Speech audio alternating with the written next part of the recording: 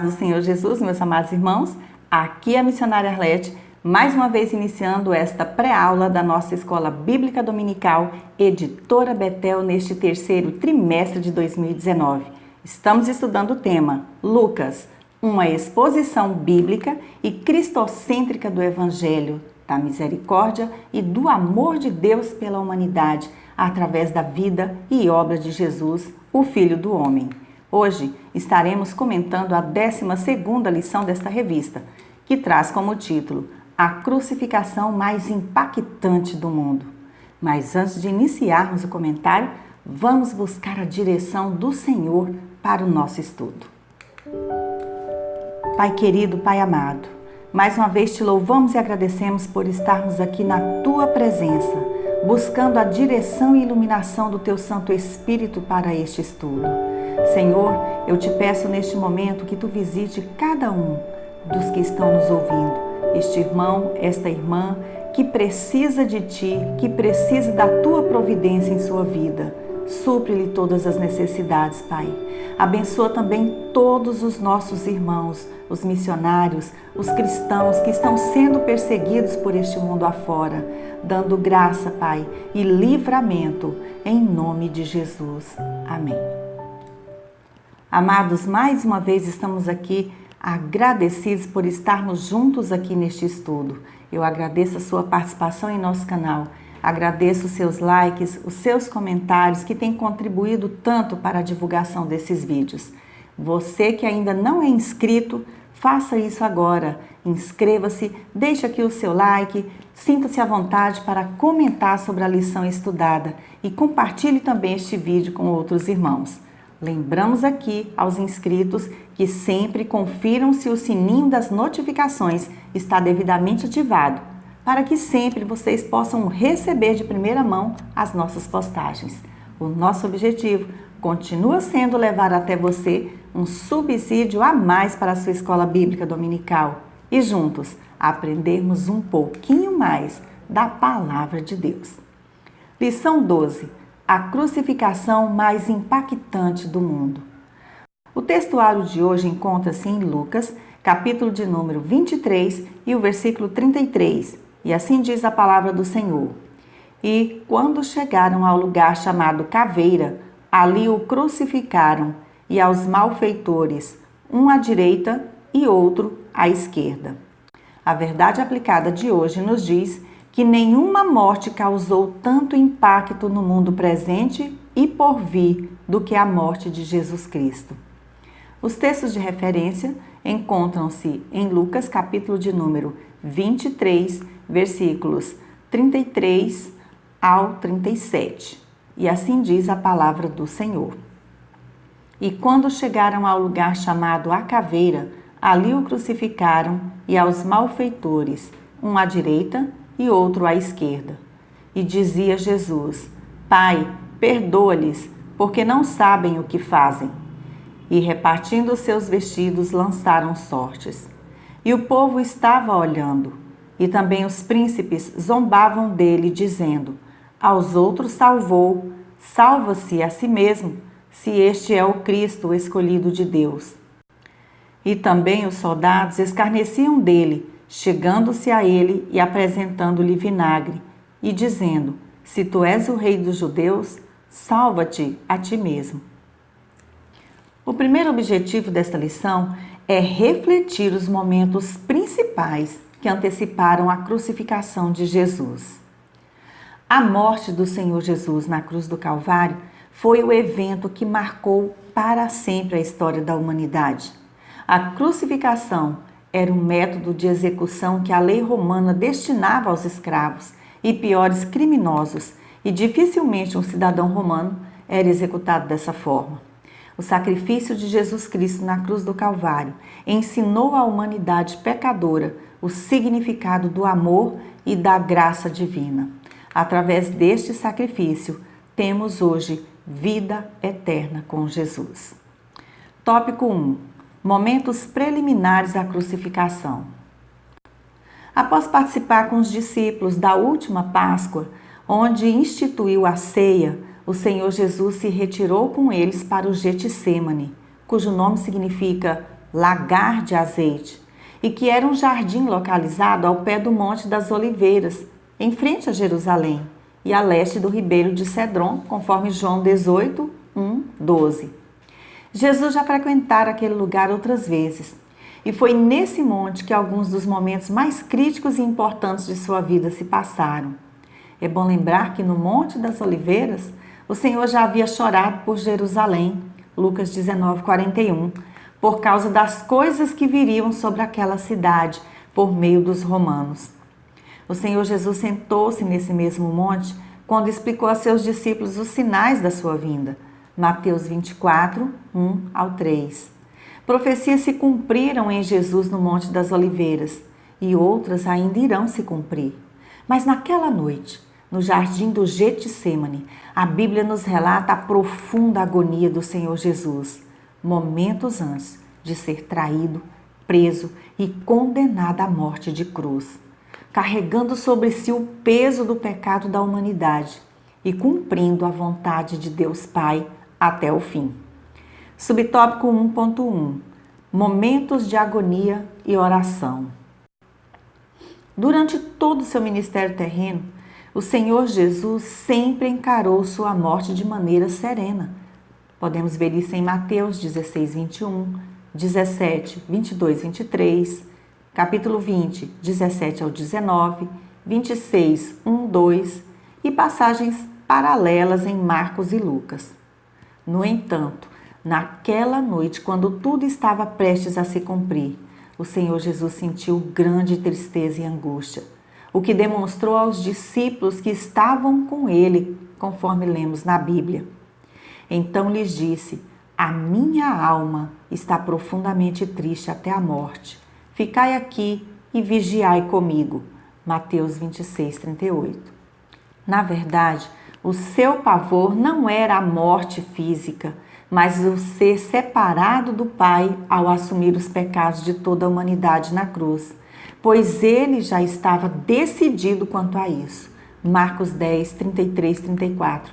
E tinha consciência de que a sua morte era a vontade do Pai.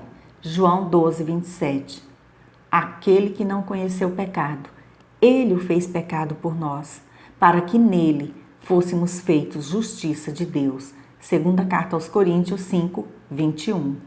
Jesus Cristo, o Filho unigênito do Pai, nunca cometeu erro algum.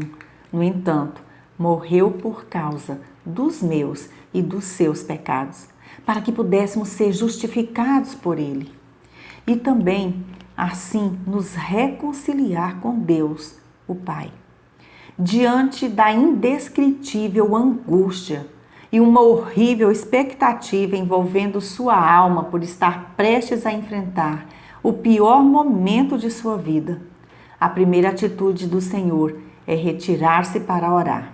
Mateus 26, 36. E aqui ele nos ensina uma preciosíssima lição. Diante de qualquer sofrimento nesta vida, como a traição, a perseguição, o abandono ou qualquer outro, nossa primeira atitude deve ser orar. Que exemplo maravilhoso nos deixou Jesus. Ali no Getsêmani, em tamanha angústia, o Senhor orou derramando a sua alma na presença do Pai, num sofrimento psicológico tão intenso que o seu suor se transformou em gotas de sangue. Lucas 22, 44. Este fenômeno raro é conhecido hoje na medicina como hematidrose e ocorre quando as veias capilares debaixo das glândulas sudoríparas se rompem e fazem com que o sangue se misture ao suor. O evangelista Lucas, como médico, dá uma descrição perfeitamente clínica e surpreendente em suas breves palavras. Lucas descreve a luta da natureza humana de Jesus diante do cálice de sofrimento que se apresentava a ele e sua aceitação desse cálice enquanto orava ao Pai. Contudo, não se faça a minha vontade, e sim a tua. Lucas 22, 42, a parte B do versículo. Veja que o próprio Jesus, diante do maior sofrimento que já existiu, orava a Deus expondo suas angústias, mas também pedindo que se fizesse a vontade do Pai e não a sua própria. Como estamos apresentando nossas orações a Deus? Estamos insistindo na nossa vontade humana, pecadora, sem visão espiritual, sem discernimento da vontade de Deus? Ou oramos entregando os nossos problemas e a nossa vida a Ele, para que os resolva e nos conduza segundo a sua vontade? Seja qual for a situação difícil da nossa vida, mesmo que os amigos ou parentes estejam dormindo diante do problema, como foi o caso dos discípulos enquanto Jesus orava, saiba que Deus nos ouve, nos conforta, conforme Lucas 22:43, e nos dá graça e força para vencermos, assim como foi com Jesus. Subtópico 1.2: Momento da prisão. A ambição de Judas Iscariotes, um dos 12 discípulos, fez com que ele negociasse a prisão do mestre, conforme Lucas 22, 2-6, e finalmente o traísse. Apesar de ser um dos discípulos de Jesus e ter andado com ele por tanto tempo, com essa atitude, Judas, dominado pela sua própria ambição e incitado por Satanás e todo o poder das trevas, negociou também a sua fé e comunhão com Deus, por não ter vigiado, deixando-se levar pela própria cobiça, terminando na sua morte física e espiritual. O preço da traição foi acertado em 30 moedas de prata, Mateus 26:15, e Judas liderou o grupo armado que havia sido enviado pelos líderes religiosos para prender a Jesus. Sinalizando com um beijo, o traidor identificou o mestre para os chefes dos sacerdotes, os oficiais da guarda do templo e os líderes do povo que haviam chegado para prendê-lo. Lucas 22:47-52. Sobre a atitude maligna de Judas, lemos no comentário da Bíblia King James atualizada que, apesar dele, abro aspas, estar cometendo uma ofensa terrível, Jesus consegue ver na sua pessoa a figura do ser humano distante de Deus, avarento, invejoso, arrogante, iludido, tresloucado e perdido. Mas ainda assim, alguém a quem Jesus amava e considerava como membro da sua família de discípulos. Da mesma maneira, o Senhor amou seus próprios algozes, conforme Lucas 23:34, e pela salvação de todos nós se entregou. Lucas 15:1-2, João 3:16. Fecha aspas. Naquele momento, Pedro reagiu com a espada, mas foi repreendido pelo Senhor, conforme Lucas 22:50-51. A grande verdade aqui é que Jesus Cristo a si mesmo se entregou por nós, pois do contrário, ele poderia ter pedido livramento ao Pai. Mateus 26:53. Ele abriu mão de todos os seus direitos para poder fazer o que era infinitamente mais importante, cumprir o que estava escrito a seu respeito, entregando-se a si mesmo em um único e perfeito sacrifício para nos salvar. Subtópico 1.3: A negação de Pedro. No momento da prisão de Jesus, todos os discípulos o abandonaram. Pedro, seguindo a multidão que levava Jesus de longe, foi à casa de Caifás a fim de acompanhar o desdobramento da prisão do mestre. Mateus 26:58. Ali, sentado no pátio, foi reconhecido por uma criada, como sendo um dos que andavam com Jesus. Pedro, porém, negou que o conhecesse, e isso se repetiu por mais 2 vezes, quando então se deparou com o olhar penetrante de Jesus, que o fez lembrar de suas palavras, e saiu dali para chorar amargamente. Lucas 22:56-62. É assim que acontece conosco quando negamos o Senhor ao cometer erros, pecados, atitudes que não condizem com um verdadeiro cristão. A consciência acusa e mostra nossa própria condição miserável de pecador. Quando o cristão nega Jesus de alguma forma, e isso não acontece, é sinal de que não nasceu de novo, espiritualmente falando, ainda não foi moldado pela palavra de Deus e, portanto, tem a mente cauterizada pelo pecado. 1 Timóteo 4:2. O olhar de Jesus confrontou Pedro consigo mesmo, com suas limitações, medos e fraquezas, ao mesmo tempo em que refletia amor e compaixão por ele. A palavra de Jesus hoje nos confronta, nos ensina, nos corrige, nos fortalece na fé e nos dá a vida eterna. Sejamos mais vigilantes para não cairmos na tentação de negar a Jesus com o nosso testemunho de vida.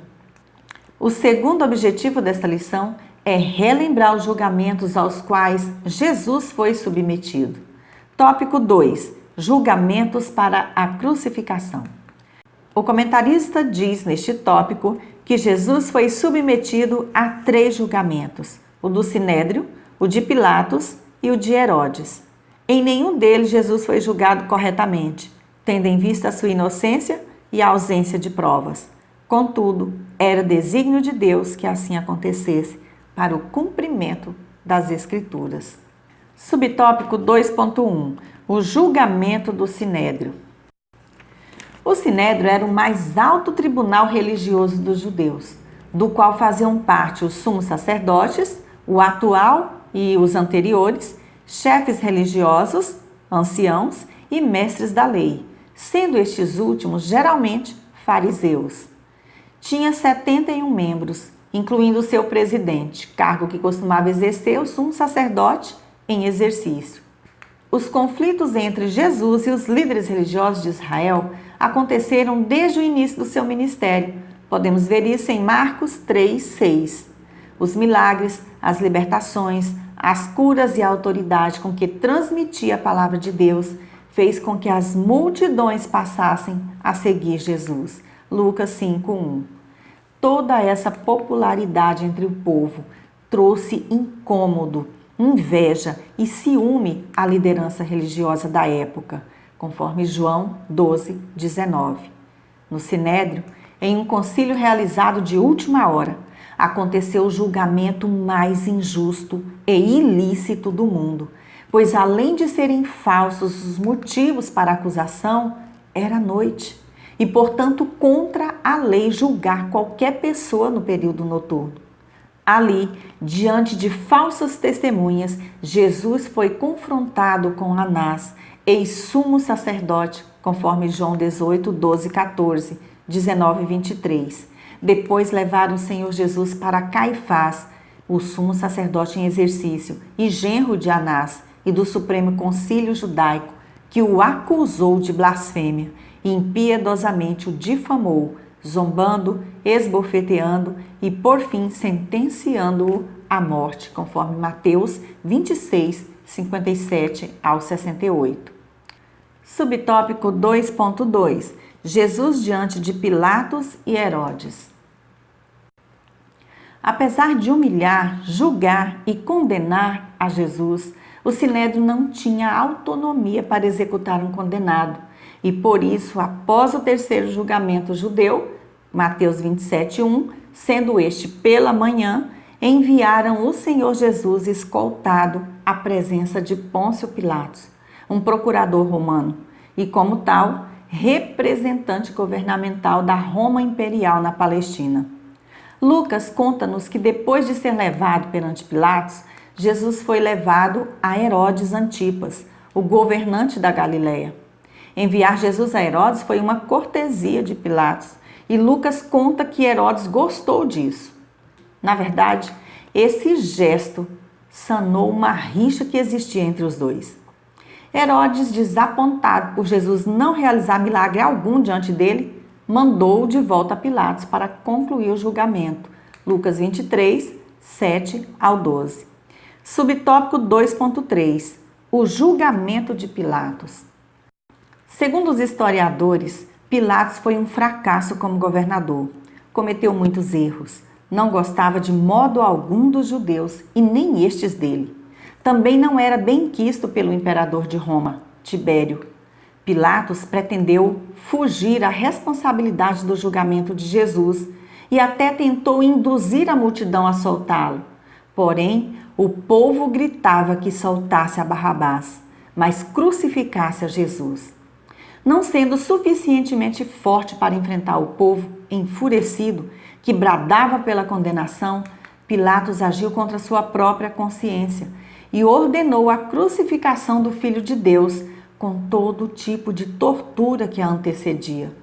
Pilatos lavou suas mãos numa tentativa inútil de remover sua culpa, por ter libertado Barrabás e entregue Jesus aos soldados. Ele disse: estou inocente do sangue deste homem, a responsabilidade é de vocês. Mateus 27, 24, a parte B do versículo. O comentarista diz na revista do Professor que Pilatos representa aquelas pessoas que gostariam de agir corretamente, mas não decidem fazer isso. Todos os dias temos escolhas a fazer em relação a Jesus e a sua palavra. Precisamos escolher sempre o bem, a justiça e a verdade. O terceiro objetivo desta lição é visualizar a morte de Jesus como algo que impactou o mundo, mas trouxe salvação. Tópico 3. A crucificação. Aqui o comentarista diz que Jesus obedeceu à vontade do Pai Celestial. Por seu amor para com o homem, ele escolheu morrer. Ele suportou a cruz e deu vida e luz aos homens. Hebreus 12, 2. Subtópico 3.1. A caminho da crucificação. Após ser condenado por Pilatos, o Senhor Jesus foi entregue aos soldados, Marcos 15, 16 a 20, a fim de que o preparassem para a crucificação. Isso envolvia humilhação, açoites e espancamento, com o intuito de enfraquecer a vítima para que morresse mais depressa. O açoitamento era uma preliminar legal a toda execução romana, e somente mulheres, senadores e soldados, exceto em caso de deserção, eram excluídos. O instrumento usual era um chicote curto, com apenas uma ou muitas tiras de couro, de tamanhos diferentes, com esferas de metal ou garras feitas com ossos amarrados nas pontas e extremamente cortantes. Para o castigo, o homem tinha suas roupas rasgadas e suas mãos eram amarradas. Não se sabe se o número de açoites dados em Jesus foi limitado a 39, de acordo com a lei judaica, conforme Deuteronômio 25, 2, 3. Depois de extrema humilhação, o Senhor, quase sem forças, foi conduzido pelas ruas de Jerusalém, rumo ao Calvário, para ser executado. O sofrimento e a fraqueza eram extremos, e ele já não aguentava mais levar a cruz, quando obrigaram um sirineu chamado Simão a carregar-lhe a cruz. Mateus 27, 32, Marcos 15, 21 e Lucas 23, 26. O cenário ali era desolador, tendo uma multidão que acompanhava tudo e mulheres que lamentavam tão grande atrocidade. Os acontecimentos narrados em Lucas 23, 27 ao 31 são exclusivos deste evangelho. Embora o luto pelos mortos fosse exigido pelo costume do mundo antigo, a resposta de Jesus indica que o lamento das pessoas era de fato sincero. Subtópico 3.2. A crucificação que dividiu a história. A pena máxima imposta pelo Império Romano aos condenados se dava através da crucificação. Segundo os estudiosos, essa era a mais cruel e dolorosa forma de execução. Flávio José, historiador judeu, informa que antes da execução, os condenados eram açoitados e submetidos a todo tipo de tortura e depois crucificados do lado oposto dos muros da cidade. Cícero, historiador romano, ao se referir à crucificação, afirmou que não haviam palavras para descrever ato tão horrendo. A mensagem do Império Romano era clara. Isso aconteceria com quem se levanta contra o Estado. Segundo as notas históricas e culturais da Bíblia de Estudo Arqueológica sobre a crucificação, estas, abre aspas, eram realizadas numa estaca vertical, às vezes com uma trave horizontal, próxima do topo ou no próprio topo. Podiam ser fixados blocos à estaca, como um assento, como apoio para os pés ou ambos. Dependendo da presença desses blocos, a vítima poderia continuar viva por até 3 dias. Os blocos permitiam à vítima descansar um pouco o próprio peso, aumentando a chance de respirar e facilitando a circulação. Sem os blocos, o peso do corpo descansaria totalmente nos braços, presos à trave por cordas, por pregos ou por ambos. Isso impedia a respiração e a circulação e induzia a uma parada cerebral e cardíaca. Para terminar a tortura, as pernas da vítima podiam ser quebradas, então a morte seguiria rapidamente. Às vezes, a acusação era escrita e pregada à cruz, acima da cabeça do condenado. Como forma de dissuadir o povo da rebelião e do crime, as crucificações eram realizadas normalmente em locais visíveis. Fecha aspas. A história nos mostra que o crucificado ficava dependurado até que lentamente as dores e a exaustão física trouxessem o seu fim. Isso era facilitado porque nenhum órgão vital era atingido. Além disso, o corpo inerte, os pés e mãos feridas, provocavam uma agonia excruciante ao crucificado. Se a perda de sangue e as consequências da flagelação não fossem causa primeira, a crucificação levaria à morte por asfixia. A vítima ficava fraca demais e não conseguia levantar seu corpo para respirar. Isso era uma prática angustiante e extremamente cruel. Jesus, portanto, sofreu os horrores da cruz.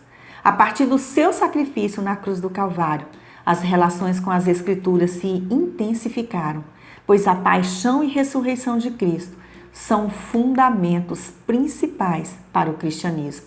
Naquele tempo, era bastante comum a crucificação como punição por algo.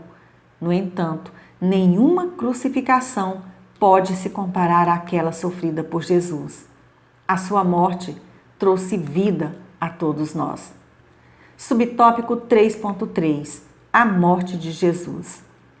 De acordo com o livro de Teologia Sistemática, Uma Perspectiva Pentecostal, CPAD 1996, página 352, João Batista apresentou o Senhor Jesus anunciando: Eis o Cordeiro de Deus que tira o pecado do mundo. João 1,29. Em Atos 8, Filipe aplica as boas novas a respeito de Jesus à profecia de Isaías, que diz que o servo seria levado como um cordeiro ao matadouro. Isaías 53:7. Paulo se refere a Cristo como nossa Páscoa. 1 Coríntios 5:7. Pedro afirma que fomos redimidos com o precioso sangue de Cristo, como de um cordeiro imaculado e incontaminado. Naquela cruz, o Senhor Jesus, Deus encarnado, foi cravado e erguido entre o céu e a terra, fora de Jerusalém, a sua cidade amada, como sinal de vergonha e horror, com uma acusação escrita nas 3 principais línguas da sua época. Posto entre 2 criminosos, foi escarnecido principalmente pelos mais religiosos e conhecedores das Escrituras. Cumpriram-se nele todas as profecias sobre o Messias, notadamente as descritas por Davi no Salmo 22, 1000 anos antes do nascimento de Jesus. Ele foi crucificado às 9 horas da manhã. Ao meio-dia o sol escureceu-se e densas trevas cobriram a terra. A própria natureza mostrou sua revolta contra aquele povo cruel. Às 3 horas da tarde, Jesus Cristo clamou: Deus meu, por que me desamparaste? Marcos 15, 34, a parte B do versículo. Esse clamor reflete a angústia real da cruz. Não era apenas ali a dor física que o atormentava. Eram os nossos pecados, que ao serem colocados sobre ele, o tornaram pecador em nosso lugar. Segundo aos Coríntios 5, 21. Naquele momento, pela primeira e única vez, o Pai afastou-se do Filho e Jesus experimentou o significado de estar separado de Deus como consequência do pecado. Depois, com um grande brado, entregou seu espírito a Deus e expirou, pondo fim àquela crueldade. Naquele momento, o véu do templo rasgou-se de alto a baixo, Mateus 27, 51, mostrando que agora, com a morte de Jesus, o caminho para Deus estava aberto a todos. O incomparável Jesus sabia que o seu sacrifício por nós ali na cruz implicava na nossa salvação. e quis voluntariamente, com todo amor, padecer por mim e por você, pagando naquele madeiro com a sua própria vida, o único preço para a nossa salvação. Ele poderia ter rejeitado a cruz, João 10,17, mas escolheu ir até o fim, resgatando a si a humanidade caída numa prova impactante do seu inexplicável amor. Romanos 5, 1-11. Para concluir, a crucificação de Jesus dividiu a história. Não foi um acidente de percurso, mas plano de Deus desde a fundação do mundo. Apocalipse 13:8. Disse Martinho Lutero: a doutrina cristã distingue-se de qualquer outra, pois é a doutrina da cruz. Quem compreende perfeitamente a cruz, compreende a Cristo e a Bíblia. Que Deus, em Cristo Jesus, abençoe grandemente a sua aula. Não se esqueça de visitar o blog revistaebd.com.